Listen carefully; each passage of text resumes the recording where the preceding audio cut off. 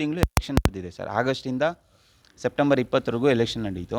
ತದನಂತರ 3 ತಿಂಗಳು ನಮಗೆ ಟೈಮ್ ತೊಗೊಂಡು ಅವರು ರಿಸಲ್ಟ್ನ ಅನೌನ್ಸ್ ಮಾಡಿದರು. ಅದು ರಿಸಲ್ಟ್ ಅನೌನ್ಸ್ ಮಾಡೋಕ್ಕೂ ಮುಂಚೆ ಸ್ಕ್ರೂಟ್ನಿ ಅಂತ ಹೇಳ್ಬಿಟ್ಟು ಕೆಲವೊಂದು ವೋಟ್ಗಳನ್ನ ರಿಜೆಕ್ಟ್ ಆಗಿರೋಂಥ ವೋಟ್ಗಳನ್ನ ರಿಜೆಕ್ಟ್ ಮಾಡಿ ಹೋಲ್ಡ್ ಅಂತ ಹೇಳ್ಬಿಟ್ಟು ವೋಟ್ ಕೊಟ್ಟು ಮತ್ತು ಪಾಸ್ ಆಗಿರೋ ವೋಟ್ಗಳನ್ನ ಕೊಟ್ಟಿದ್ರು ಸರ್.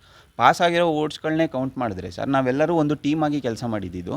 ನಮ್ಮ ಒಬ್ಬ ಏನು ಅಧ್ಯಕ್ಷರ ಸ್ಥಾನಕ್ಕೆ ಕಂಟೆಸ್ಟ್ ಮಾಡಿದ್ರು, ಅವರೆಲ್ಲರಿಗೂ ನಾವೆಲ್ಲರೂ ಸೇರಿ ಅವರೊಬ್ಬರಿಗೆ ವೋಟ್ ಮಾಡಿದ್ವಿ. ಮತ್ತು ಪಾಸ್ ಆಗಿರೋರು ಮತ್ತು ಈಗ ಏನು ರಿಸಲ್ಟ್ ಅನೌನ್ಸ್ ಮಾಡಿದ್ದಾರೆ ಸರ್, ಸೋತಿರೋ ಅಭ್ಯರ್ಥಿಗಳು ಗೆದ್ದಿರೋ ಅಭ್ಯರ್ಥಿಗಳು ಎಲ್ಲರನ್ನೂ ಸೇರಿಸಿದ್ರೆ 14,000 ವೋಟ್ ಬರಬೇಕು. ಆದರೆ ನಮ್ಮ ಕ್ಯಾಂಡಿಡೇಟಿಗೆ ಬಂದಿರೋಂಥದ್ದು ಬರೀ 4,700 ವೋಟು. ಇಲ್ಲಿರೋರನ್ನೇ ಕೌಂಟ್ ಮಾಡಿದ್ರೆ ನಿಯರ್ಲಿ 5,000 ವೋಟ್ಸ್ ಬರುತ್ತೆ. ಹಾಗಿದ್ರೆ ಉಳಿದಂಥ ವೋಟ್ಗಳೆಲ್ಲ ಏನದು?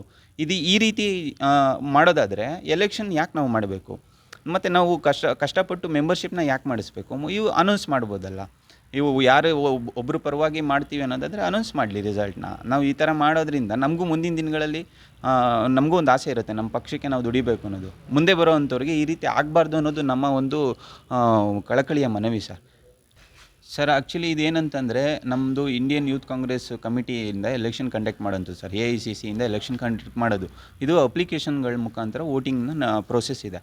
ಇದನ್ನು ನಾವು ತುಂಬ ಒಂದು ಹೋರಾಟ ಮಾಡಿ ನಾವು ಇಷ್ಟೆಲ್ಲ ವೋಟ್ ಮಾಡಿಸಿರೋದ್ರಿಂದ ನಮಗೆ ಈ ರೀತಿ ಅನ್ಯಾಯ ಆದರೆ ಮುಂದಿನ ದಿನಗಳಲ್ಲಿ ನಮಗೆ ಈ ರೀತಿ ಮತ್ತೆ ಇದೇ ಥರ ತೊಂದರೆಗಳಾಗೋದಾದರೆ ನಾವು ಯಾರನ್ನು ಕೇಳ್ಬೋದು? ಇದ್ರ ಬಗ್ಗೆ ನಮ್ಮ ರಾಷ್ಟ್ರೀಯ ನಾಯಕರು ಮತ್ತು ರಾಜ್ಯ ನಾಯಕರುಗಳು ದಯವಿಟ್ಟು ಈ ರೀತಿ ತೊಂದರೆ ಆಗಿರೋವಂಥ ಅಭ್ಯರ್ಥಿಗಳಿಗೆ ನ್ಯಾಯ ದೊರಕಿಸ್ಕೊಡ್ಬೇಕು ಅಂತ ಈ ಮುಖಾಂತರ ನಿಮ್ಮಗಳ ಮುಖಾಂತರ ನಾವು ಮಾಧ್ಯಮದ ಮುಖಾಂತರ ಕೇಳ್ಕೊಳ್ತಾ ಇದ್ದೀವಿ ಸರ್. ಈಗೇನು ಚುನಾವಣಾ ಕಂಡಕ್ಟ್ ಮಾಡಿದರು ಅಪ್ಲಿಕೇಶನ್ ಅವರು ZRO, ಅವ್ರಿಗೆ ನಾವು ಕಾಲ್ ಮುಖಾಂತರ ಕೇಳಿದ್ದಕ್ಕೆ ಅವ್ರು ಹೇಳ್ತಾರೆ, ನಿಮ್ಗೆ ಆಲ್ರೆಡಿ ಒಂದು ಪೋಸ್ಟು ಡಿಸಿಗ್ನೇಷನ್ ಬಂದಿದೆಯಲ್ಲ, ನಿಮ್ಗೆ ಯಾಕ್ರಿ ಬಿಡ್ರಿ ಅಂತ ಉದಾಸೀನದ ಉತ್ತರಗಳು ಕೊಡ್ತಾರೆ.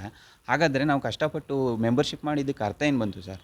ನಮ್ಗೆ ಕೇಳ್ತಿರೋದು, ನಾವು ಹೋರಾಟ ಮಾಡಿ ಇಷ್ಟೆಲ್ಲ ಕಷ್ಟಪಟ್ಟು ಮಾಡಿರೋದಕ್ಕೆ ಬೆಲೆ ಏನು ಬಂತು? ಮುಂದಿನ ದಿನಗಳಲ್ಲಿ ಈ ಥರ ಆಗಬಾರ್ದು ಅನ್ನೋದೇ ನಮ್ಮ ಒಂದು ಉದ್ದೇಶ.